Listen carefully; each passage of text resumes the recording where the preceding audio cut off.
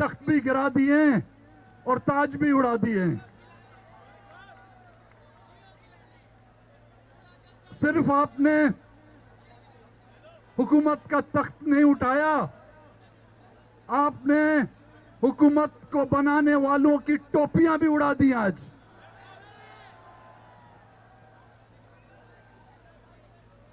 आज जिस अंदाज में आप लोग इकट्ठे हुए हैं और हुकूमत की ये कोशिश रही कि वो जलसा जो एक मैदान में होना था, जो एक ग्राउंड में होना था, अपनी नासमझी, अपनी नाअहली और अपनी कम ज़र्फी की वजह से होना तो ये चाहिए था, उनको ये मलामती मैदान में सुननी पड़ती। लेकिन आज मुल्तान के गली कूचों में और चौराहों पर जो है उनकी मिट्टी पलीत हो रही है।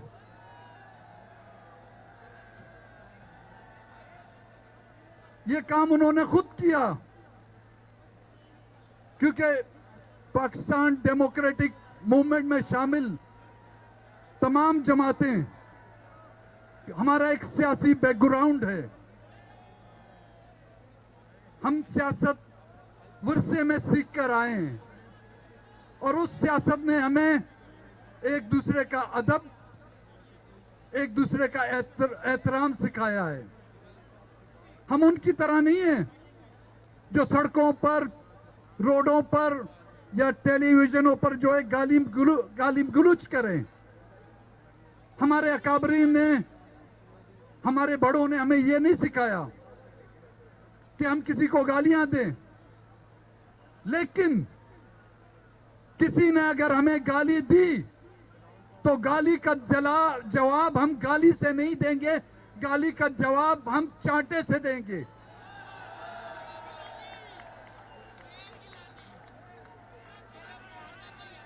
हम एक महज़िब माशरे से ताल्लुक रखते हैं और उस महज़िब माशरे ने सबसे पहले जो है हमें अपनी माओ बहनों की इज्जत सिखाई है।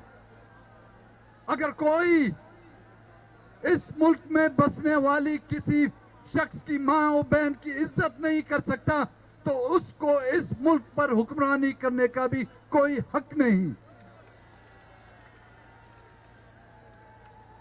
पाकिस्तान डेमोक्रेटिक मूवमेंट के जो जलसे जारी हैं, पहला जलसा गुजरांवाला में हुआ, दूसरा जलसा कराची में हुआ, तीसरा जलसा कोयटे में हुआ, पिशावर का जलसा और आज ये मुल्तान का जलसा। अगर उन हुक्मरानों को लोग नजर नहीं आ रहे कि कितने लोग हैं, तो अपनी मोबाइल की लाइटें जलाकर उन अंधों को दिखाएं कि इस मजमे में कितने लोग मौजूद हैं।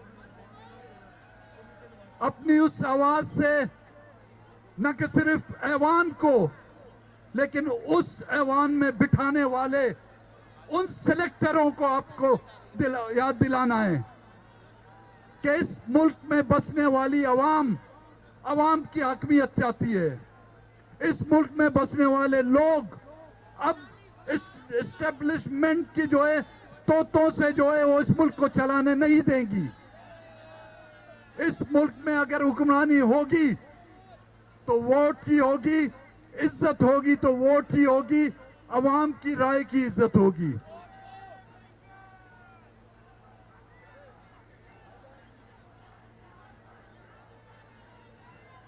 मैं उस पाकिस्तान के उस खित्ते से ताल्लुक है मेरा जिसकी दास्तानें, जिसके किस्से शायद ही आप लोगों ने सुने हों। आज आप लोग देख रहे हैं कि सिर्फ वोट की इज्जत की खातिर आप पर कितना कदोगन लगाया जा रहा है, आपकी आवाज को दबाया जा रहा है। यहां पर वोट की इज्जत की जो जद्दोजहद चल रही है, हम अहले बलोचिस्तान अपनी इज्जत, अपनी नंगो नामूस के लिए 70 सालों से जो है जद्दोजहद कर रहे हैं। मैं आपको हूं, गुज़िश्ता महीने बलूचिस्तान से ताल्लुक रखने वाले एक नौजवान का एक अकलौता बेटा था। तालीम के उसूल के लिए वो तुर्बत से कराची जाता था। छुट्टियों के दौरान अपने माँ बाप का हाथ बटाने के लिए उस खेत में काम कर रहा था। उसको उसकी माँ और बाप के सामने गिरफ्तार करके उसकी माँ का दुपट्टा माँ के सर से उठाकर उस नौजवान के हाथ बांध दिए गए, उसकी आंखें बांध दी गई और उसकी माँ चिल्ला रही थी। उसका बाप चिल्ला रहा था कि खुदा के वास्ते मेरे बेटे को छोड़ दो, वो बेगुनाह है। लेकिन उन जालिमों ने उस चीखती हुई माँ के सामने उस नौजवान का जिस्म जो है अपनी गोलियों से जो छलनी कर दिया। यह किसी और मुल्क के किस्से में नहीं कर रहा हूं। और ये वाकयात बलूचिस्तान के हर शहर में हर रोज होते आ रहे हैं। ये मैं कश्मीर के किस्से नहीं कर रहा आपके साथ, मैं फलस्तीन के किस्से कहानियां नहीं कर रहा आपके साथ। ये वो बलूचिस्तान है जिसको पाकिस्तान का सबसे बड़ा सूबा कहा जाता है। वहां पर हमारी माओ बहनों की इज्जतें महफूज नहीं, वहां पर हमारे नौजवानों की जाने महफूज नहीं। और ये जुल्म और ज्यादतियां कोई गैर मुल्की नहीं करते। ये 70 सालों से हमारे गांव जला दिए गए। 70 सालों में कोई भी शायद ऐसा गांव बचा होगा जहां पर कुदरती नहीं हमारी इस्टेब्लिशमेंट और फौज के हाथों से जो है बेवाएं पैदा कर दी गई हैं। लोग मुझे कहते हैं कि मेंगल साहब आपका लहजा सख्त क्यों है, आपके लहजे में तलखी क्यों है। जिसका भाई 40 साल से जिसके उसकी लाश न मिले, जिसके कौम के गांव जला दिए गए हों, जिसकी माओ बहनों की इज्जतें लूट दी गई हों, जिनके अकाबरीन को 20-20 साल कैदो बंद में बंद कर दिया जाए और फिर आप उनसे ये तवक्को करें, ये उम्मीद करें कि वो बदले में आप पर जो है फूल निछावर करें। नहीं, मेरे बलूचिस्तान ने अभी तक वो फूल पैदा नहीं किए जो तुम पर मैं निछावर करूं। हाँ, हम कमजोर हैं, हाँ हम कमजोर में इसमें कुछ शक नहीं। आप बहुत ताकतवर हैं, आपकी 8 लाख की फौज है, आपके पास जदीद हथियार हैं, आपके पास मिसाइल हैं। लेकिन मैं और मेरे बलूचिस्तान के पास इज्जत और गैरत है। हमने 70 सालों में अपनी इज्जत और गैरत से आपका मुकाबला किया है।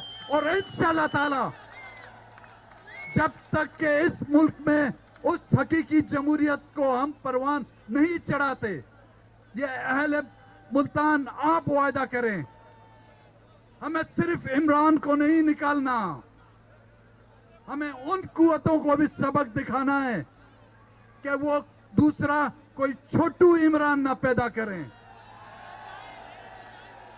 हमें उन कुव्वतों को भी लगाम देना होगा जो 70 सालों से उन्होंने इस मुल्क को जो है आपके लिए और हमारे लिए जो है जहन्नम बना दिया है।